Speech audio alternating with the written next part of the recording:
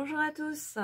Alors, je voulais refaire un petit peu ma vidéo introductive parce que j'avais fait la première, on va dire, dans les prémices du lancement de la chaîne et j'étais un peu stressée, donc elle est très courte, elle dit pas grand-chose, j'ai l'air d'être complètement en panique.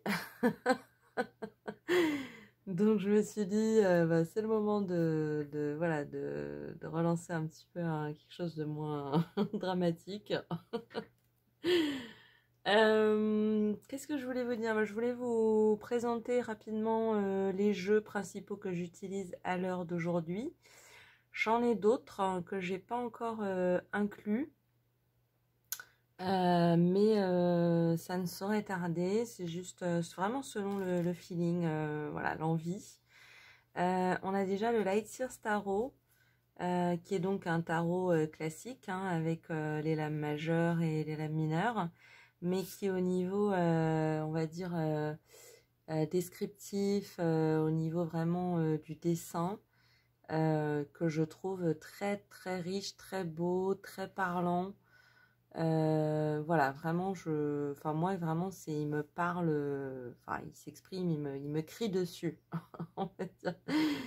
Je pense que c'est important à ce niveau-là de vous dire qu'effectivement, je fais des tirages plutôt intuitifs, plutôt voire psychologiques. J'ai souvent eu envie de détailler la définition et la connaissance des cartes. Mais en fait, à chaque fois, mes intuitions me freinent. Elles me disent non, non, non, c'est pas mon type.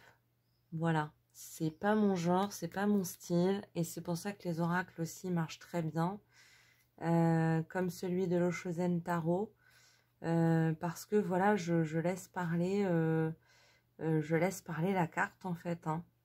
C'est la carte qui s'exprime. Moi, je suis un vecteur. Voilà, je me considère pas comme beaucoup plus que ça. Donc en tant que tarot, on a vraiment le tarot, le Lightseers, l'Oshozen l'oracle, l'Oshozen Tarot, je crois que ça se dit d'ailleurs. Enfin, qui est plutôt effectivement un oracle, même si j'ai des choses à apprendre, donc il se peut que ce soit basé sur un tarot. Non, ça me paraît très bizarre quand même. Ça me paraît très bizarre. Mais qui est très, très, très parlant, le Shosen Tarot, très, très puissant. J'utilise pour les cœurs amoureux, les cœurs brisés, les cœurs solitaires, tous les types de cœurs. J'utilise beaucoup les anges de l'amour. Il me semble que c'est Doreen Virtue qui est bien connu dans le domaine des oracles et des cartes. Donc voilà, il est aussi très parlant. Je suis moins fan au niveau scriptural, mais j'aime beaucoup les thèmes en fait. Je trouve que c'est un tarot à thème. Et en partant du thème, on peut comprendre et entendre beaucoup. Et même si les images sont pas forcément à mon goût, elles sont parlantes. J'utilise aussi pas mal l'oracle de l'énergie. Il a une petite histoire, je l'ai raconté dans un des tirages. En fait, je savais pas ce que j'allais chercher, mais c'était vraiment un des oracles que je voulais. Et j'arrive dans ma boutique ESO, voilà, un préféré. Et il y a juste ce paquet qui est tout seul dans son coin avec marqué genre obsolescence programmée, mauvais état. C'était quoi le terme? Défectueux, quoi. Et donc, en fait, parce qu'il y a les cartes qui ont fusionné entre elles, je pense qu'il y a eu un problème à l'impression. Donc, il me manque genre 4 ou 5 cartes. Et du coup, il y a des cartes qui ont été déchirées entre elles, donc on voit les marques. Mais voilà, du coup, il est un peu personnalisé. C'est voilà, c'est mon oracle de l'énergie, c'est pas celui du voisin. et je l'aime beaucoup. Accessoirement, j'utilise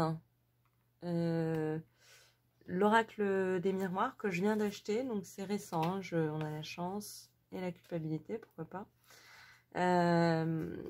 Qui est aussi, voilà, au niveau du dessin, qui est pas tout à fait dans mon style, mais qui est très parlant, il est très incisif, hein, un peu comme le Hoshozen Tarot, hein.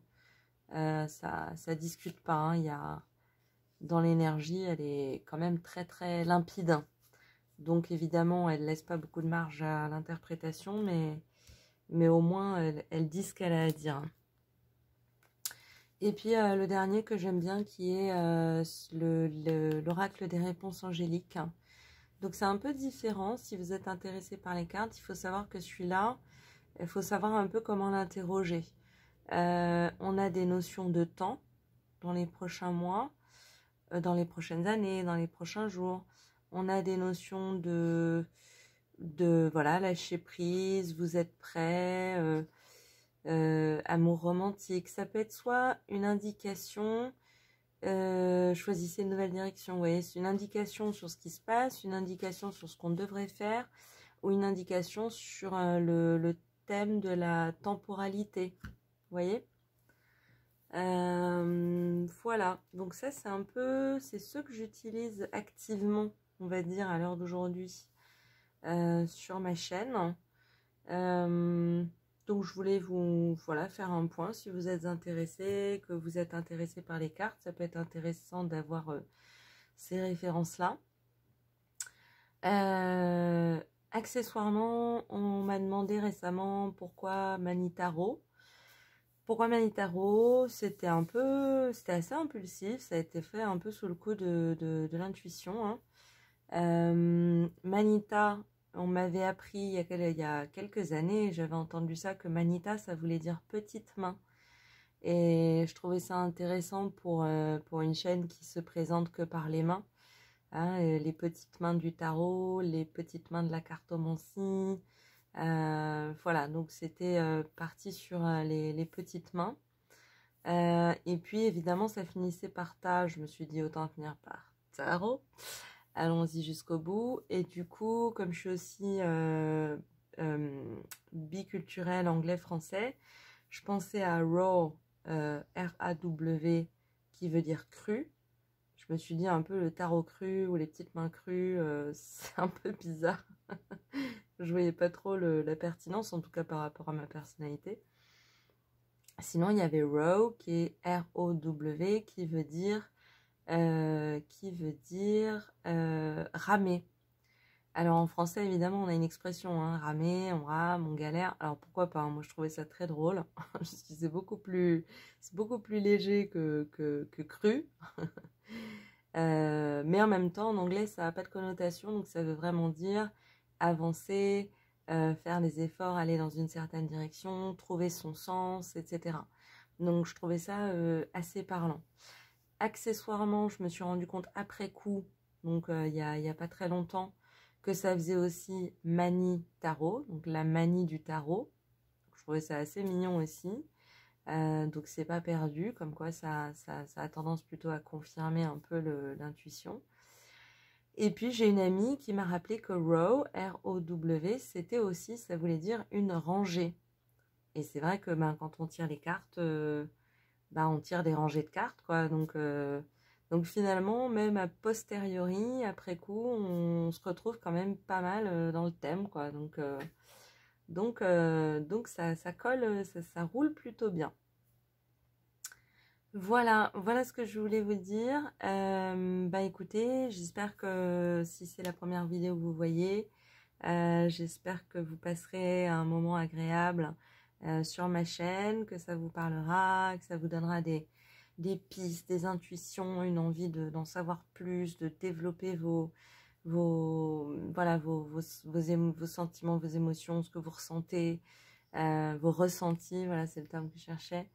Et que vous serez à l'écoute de vous-même, peut-être un peu plus à l'écoute de vous-même, je ne sais pas. Quoi que ça vous apporte, j'en suis ravie. Je serai toujours heureuse d'avoir vos retours, vos ressentis, ce que vous en pensez, ce qui manque, ce qui va pas. N'hésitez pas, c'est là pour ça. Et bah écoutez, je vous souhaite un bon visionnage de vidéo, un bon visionnage de tirage. Et puis bah, en attendant une prochaine vidéo, je vous dis à très bientôt. Et je vous dis bah merci et à bientôt. Au revoir.